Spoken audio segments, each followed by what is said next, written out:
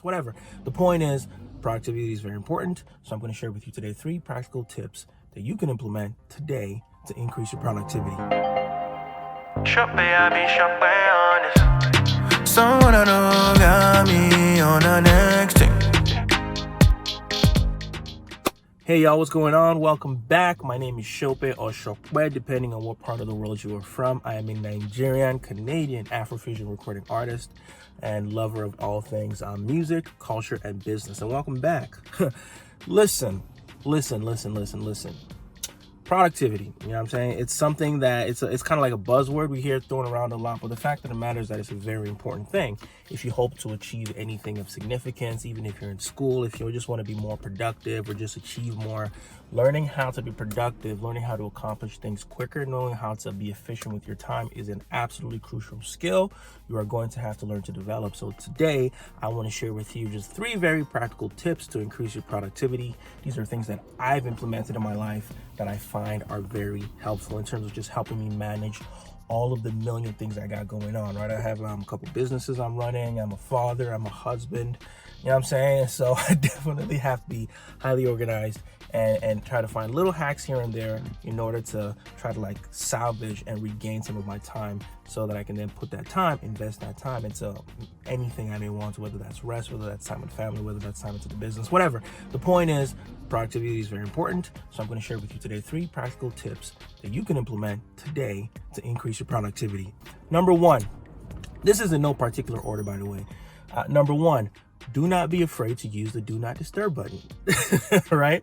Most of our phones have a do not disturb. By the way, a lot of these tips are going to center around our phones because, again, our phones are a blessing, but they can also be a distraction. But anyways, first one, do not be afraid to use your do not disturb button.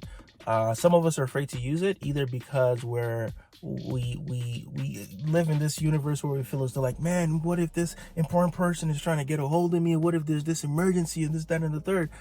All that is theoretically possible, but more than likely is not going to happen. Do you get what I'm saying? So do not be afraid to use the do not disturb button so that way, at least for a period of time, you don't have notifications buzzing coming at you consistently, right? And so you can even start off small, right? So maybe you're gonna say, listen, I want to focus on getting just 30 minutes of productive work or an hour of productive work. So you just put your do not disturb for an hour, and then for that hour, you know that no one's going to be able to get a hold of you because you're really focused. Basically, I read a book a while ago. I listened to a book a while ago that kind of like highlighted this thing for me, and I highly recommend the book. The book is called Deep Work by Carl Newport, and it's the idea of it attacks the idea of multitasking and challenges the idea of whether or not we're able to multitask. And he argues that we can't really multitask, but rather we're able to achieve a lot more when we get into something called deep work.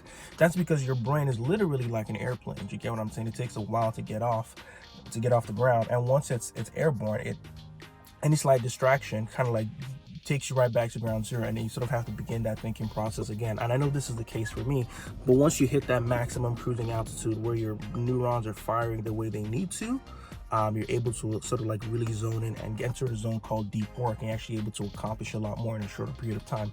But it takes focus, dedication of having your mind being able to channel and narrow into that singular thing you're focusing on. So deep work is a very important thing, and just learning to use your do not disturb button can be very crucial for that, because you're not going to keep getting all these buzzes and notifications. Of course, if you're able to, and if you're not expecting like a call or someone to reach out to you, then I highly encourage you, do not be afraid to use your do not disturb button. And if people get upset at you, like, I couldn't get a hold of you, just tell them, listen, I was busy, I was working at the time, I was focused. What did you want to talk to me about? Right? So that's one.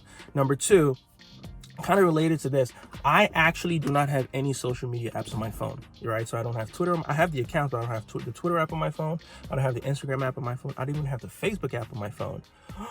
Crazy, right?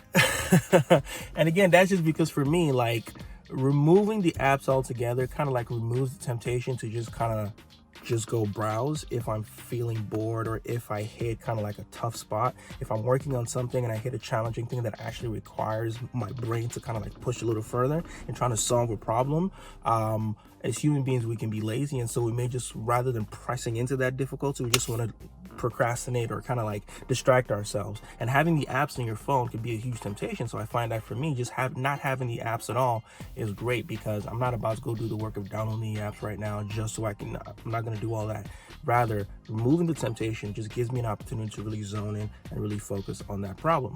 Now, what's interesting is that I do have other apps on my phone that allow me to sort of, I guess, be aware of any important business communications that may come in. But again, this kind of ties in with the first point of using the do not disturb button.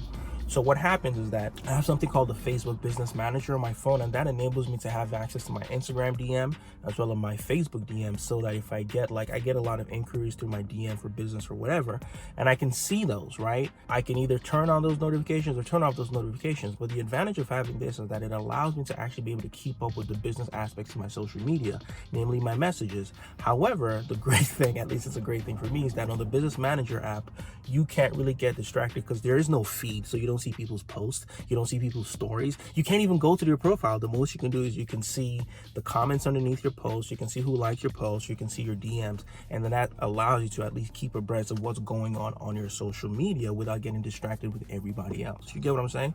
And then when it comes time for me to actually go on the app, I'll just go on the app on another phone that I have. You get what I'm saying? On my wife's phone, actually.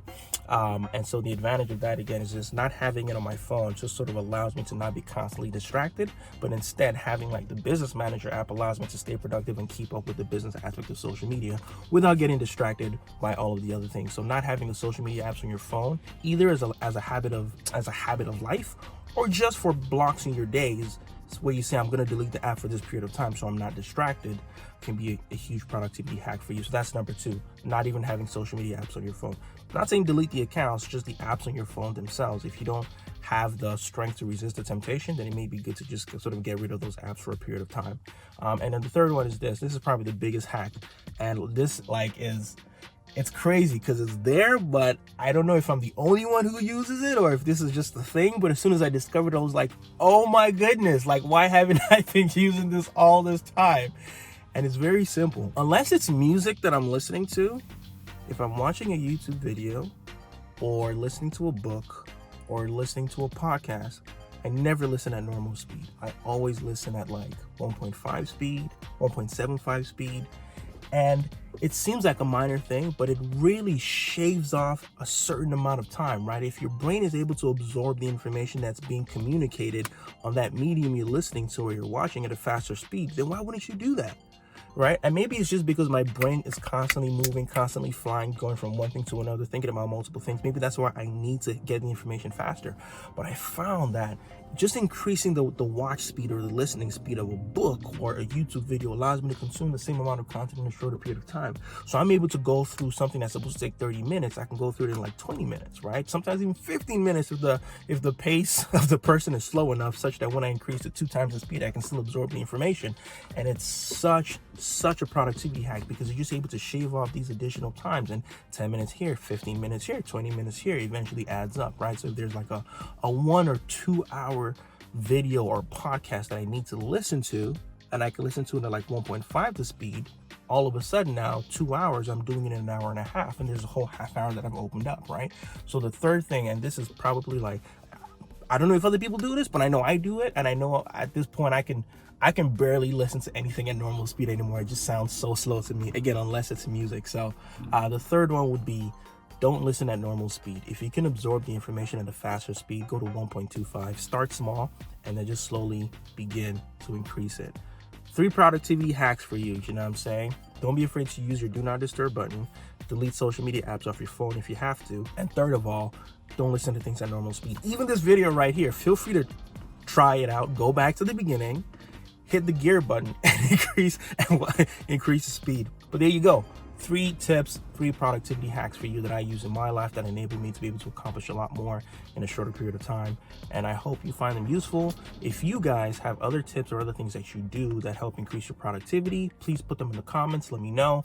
Matter of fact, I'll pose it as a question to you, right? The question of the episode: what are your productivity hacks? Put them in the comments. You already know what to do. Hit the like button, hit the subscribe button, and hit the bell notification for the algos. I love you guys. It's your boy Shope. See you next time. Yeah. Papa God, they answer prayer. Give me things I don't deserve. Every time I sit and stare, I can't believe that you are here. But every time you smile.